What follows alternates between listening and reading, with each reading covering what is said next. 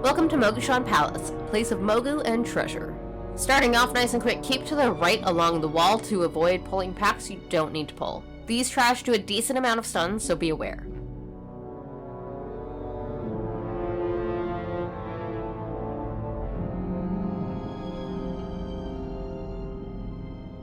When they put out a circle with lightning casting into it, it may deal a fair amount of damage to leveling players, but not overly concerning. However, the whirlwind will hit like a truck. And yes, I can make that joke through experience.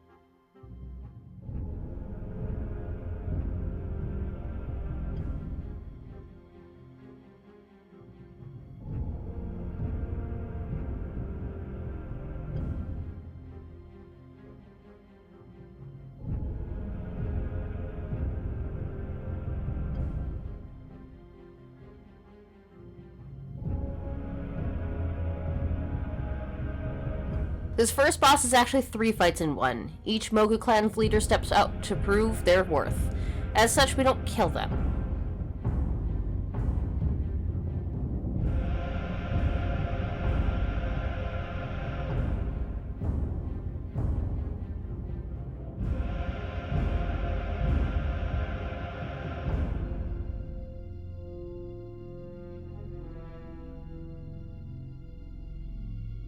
Hyan, the Unstoppable of Clan Kargesh, is simply a tank and spank with a meteor cast as well that I didn't get to see often, so if it does, remember to stack and soak. His traumatic blow is something healers want to be aware of as well, as whoever he targets with it gets 50% less healing for 5 seconds.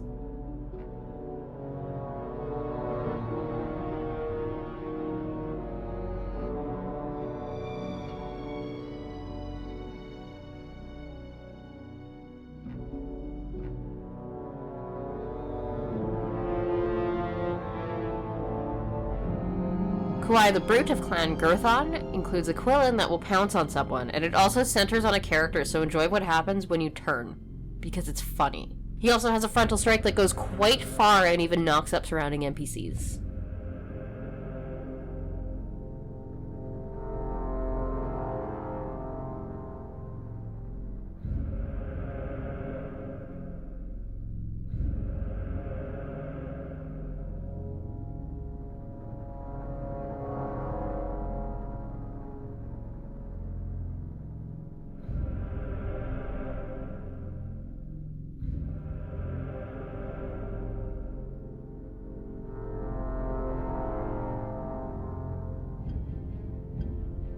And finally, Ming the Cunning of Clan Harthek has lightning bolts, and they are interruptible. Also, be sure not to get too close to the NPCs around the room, as they will knock you back into the arena.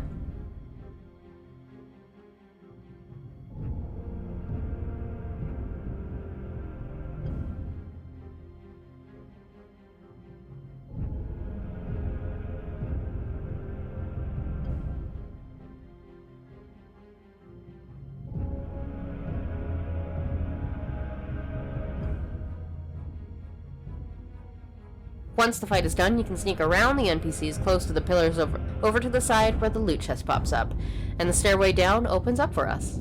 One other thing you should know about this room for later is that if you die and need to get back to the area of the third boss, simply run through that far door you face as you walk in from the entrance. The map doesn't show that they're connected for older expansions like they do now. Also, I really only learned that a number of years after the expansion, once again showing that even seasoned players can still learn something new in this game.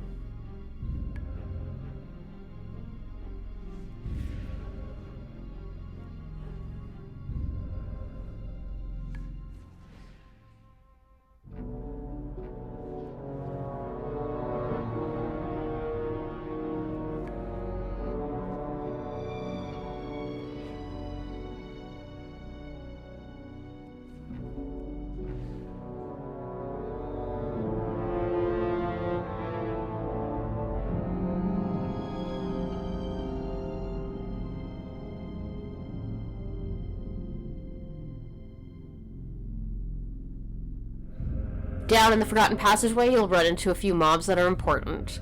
First, the Ironhide. These are actually casting their buff, and so it can be interrupted even though it doesn't look like it. It used to have a cast bar, I don't know why it doesn't anymore. There are some stealthies at the top of the stairs, and the Hexers are the next important mob. These cast Hex of Lethargy that is very powerful and painful, so please interrupt those as much as you can. If you go around the sides of this room down to the boss, you'll encounter oracles, but if you jump down, the first one you fight is in the boss fight. These cast Cleansing Flame, which is a heal, so it should be interrupted.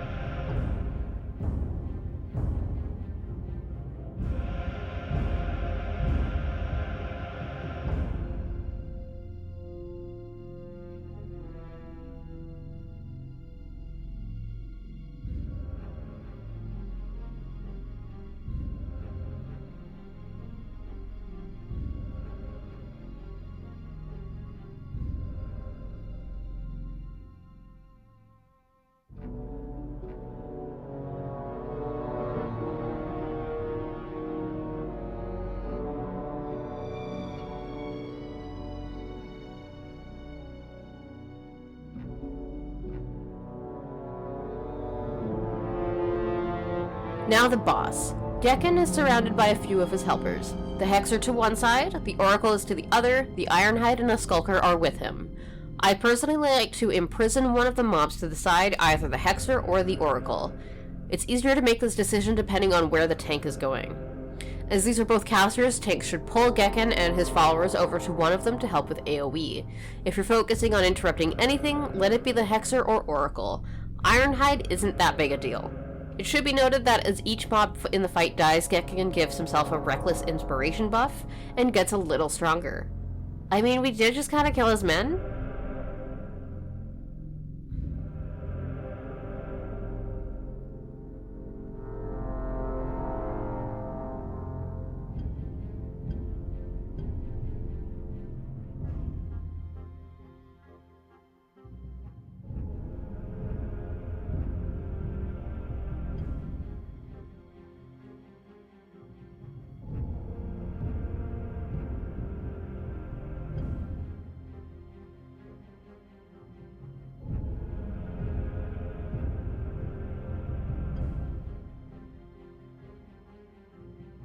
Grab your loot from the vault and head over to the elevator. This is where you fight the other two oracles if you've jumped down to the boss.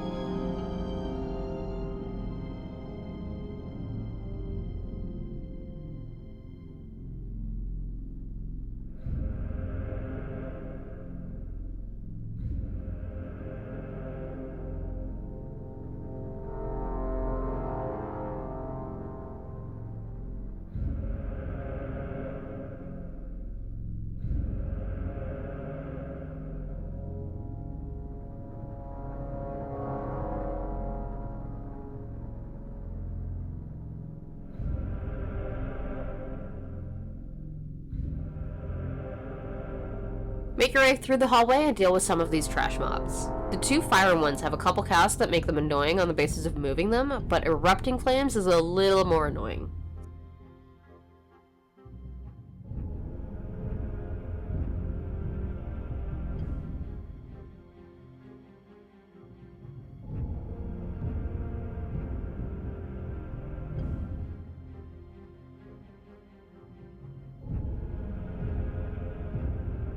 This square hallway room thing is the part that's connected to the first boss room. Moving through the room before the boss, you'll have 2 more Mogu, and into the boss room is simply more of the same Mogu.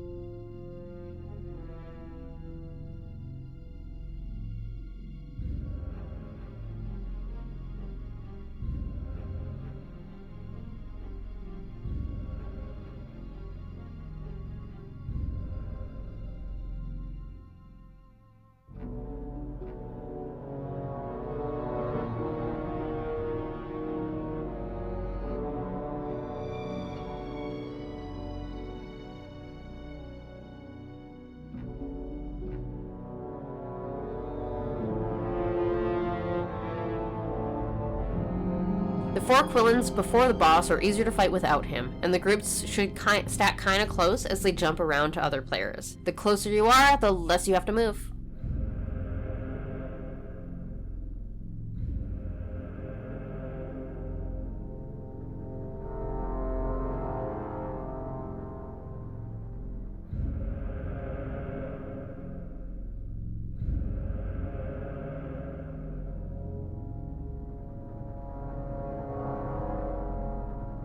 Now for the Weapon Master himself.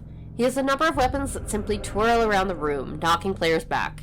Do your best to dodge these. There are also staves that make a circle of flame, and when the circle is completed, anyone in it will get knocked up real high. That one's probably going to do a lot to leveling players.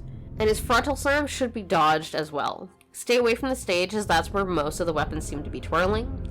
Also, to each sides of the room, lion heads will fire projectiles in 2 straight lines from them, essentially each sides of a cone. Simply stay out of their line and they won't hurt, but they do a decent amount of damage.